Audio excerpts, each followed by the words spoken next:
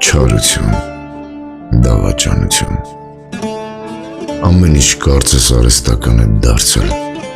սիրում են օնլայն, սովորում հեռակա, ընտանիք կազմում սոս ցանցերով։ Այս անիրավ կյանքում գրեթե վերացել է մարդ հասկացողությունը։ Մարդիկ ամենուր շահ են ման գալիս, ուրանալով տարիների ստեղծածը, ուրանում են ընկերությունը, սերը, ընտանիքը, մաքուր անշահախնդիր ընկերությունը սրբություն է։ Մեզանից յուրաքանչյուրն պետք է ունենա այնպիսի ընկեր, որ ամեն անգամ սխալվելիս բռնի ձեռքդ ու քո հետ անցնի կյանքի ճիշտ ուղին։